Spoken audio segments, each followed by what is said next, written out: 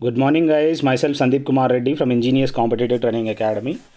Today, I'll be discussing about the general science, that is part 5.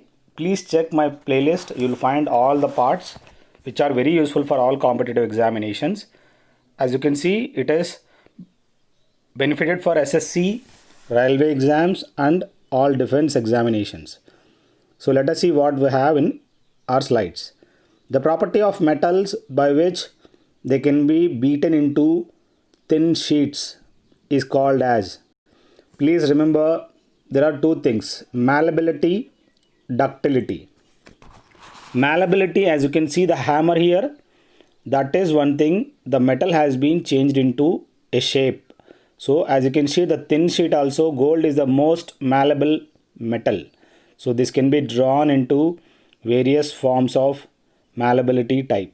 So here the getting the metals into the thin sheets is known as malleability. In the case of ductility, as you can see, whatever the metal can be drawn into wires. As you can see, the copper wire, that is one type of ductility. So ductility means wires, malleability means shape. So malleable hammer, ductile wire. So remember like that, you will identify the whatever the questions you have in exams. Conduction is different. It is the, we knew that conduction, radiation, this is different, and even expansion also different. These are all not the answers. We have the malleability, that is beaten into a thin sheet or any kind of shape. Next we have, which one of the following is the metal? We should remember that sodium. Carbon is something which is not a metal. Nitrogen, which is most diffusive element in periodic table, it's in a gaseous colorless white color. It is not an element, that is metal. It is sodium, that is, as you can see to the right side, how exactly the sodium is cut with the knife and also stored in which place? That is stored in kerosene, because it directly reacts with the atmosphere and it starts having the contact with the water or water moisture, air moisture, that result to explosion also. Oxygen, what we intake, it's a gas, it is not a metal. So here sodium is the right answer. Which one of the following is non-metal? It is given. Please remember, guys, zinc is a metal. Galvanization process, the zinc is coated on the iron, that is galvanization. So here aluminum, we knew that the aircrafts are made with aluminum, it is a metal. Ferrous, it's also a metal. And we have the nitrogen, which is not a metal. This element is the most in a gaseous form and a liquid form. The gaseous nitrogen, as you can see, it's in gaseous, it's not a metal. So as you can see to the right side, how exactly the nitrogen looks like. I request you guys to check playlist and share it to your friends. You can join on Telegram Defense ICTA for various information and papers. Here 800 plus question papers have been given in playlist. You can directly go through them. As you can see to the right side, how exactly the metals are different shaped: brass, aluminum, cast iron, copper, steel, metal sludge, and bronze. So brass and bronze, the mixture of copper along with the tin is a bronze. Brass is, which is copper as well as zinc, it is a brass. So which is, remember, brass and bronze are compound, rest all are metals. So here all materials shown property of malleability except except graphite. It's a graphite is like a grease type, so which is not a malleable one, but the iron can be drawn into. Malleable means, I told you, drawn into the shape. Ductile means drawn into the wire. So iron can be iron, we have whatever the iron, it is malleable. Aluminum also malleable.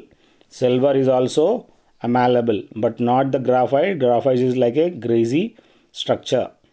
Next we have, which one of the following is a good conductor of electricity? Here we have the iron. Iron is the one which is a good conductor of electricity, so in which the electricity passes. We have the plastic, which is a insulator, it is not at all a conductor. Wood also, it's an insulator. Glass, we knew that glass is a super cool liquid which is also what? That is an insulator. Here iron, as you can see, 5 electrical conductors have been given in it. Silver, that is Ag. Spoons, gold, that is Rm, that is Au. Copper, Cu. We use them in electricity wires in our domestic use. Steel, we knew that steel is also used.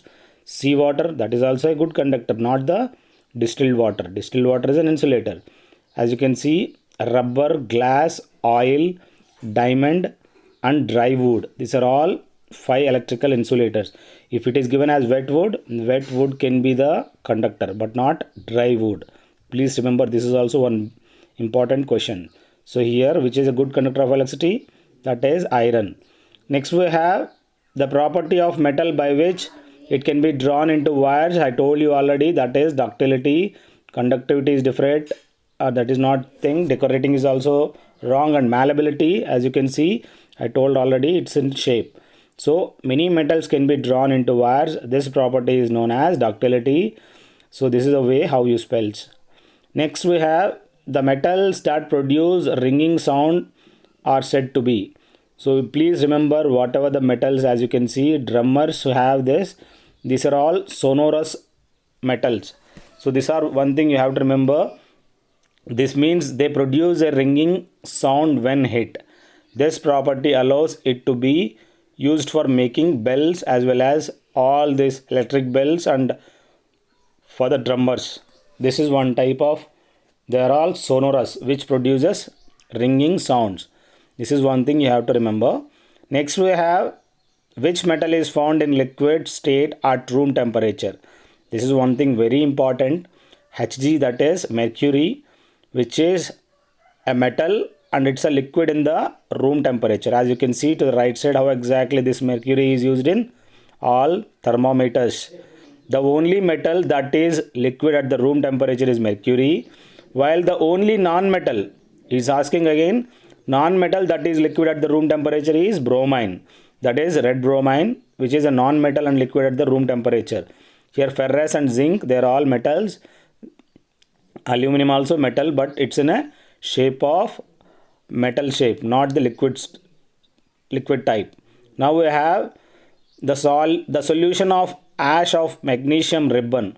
As you can see, whatever the solution of ash of the magnesium ribbon, that is in which type? That is, the nature is basic. When the magnesium ribbon is completely burnt, it leaves behind a powdery ash. Does the ash look like magnesium ribbon? That is in the basic form. So once you taste it, it will be in a basic. As you can see, we have the pH value, acidic nature and basic nature.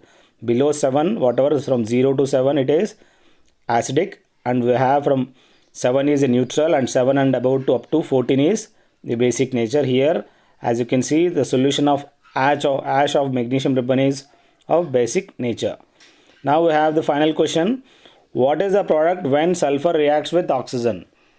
Whenever the sulfur reacts with the oxygen, you will form, that is sulfur dioxide SO2. Here sulfuric acid is H2SO4, which is different, and sulfur trioxide is SO3. Sulfurous acid, that is also different.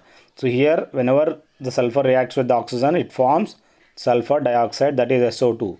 So as you can see how exactly it has been given, the reactions of non-metals with the oxygen. So non-metals such as carbon and sulfur, then there will be to form carbon dioxide as well as sulfur dioxide. This is what we have. And combustion as well by burning, that is combustion, and it reacts with the oxygen, then non-metal oxide. So that forms directly non-metal oxide. Here it is with the sulfur, then it is sulfur dioxide is formed with the oxygen. So I hope these are all very useful, guys. Each and every bit is useful. You can call me on 7667302252.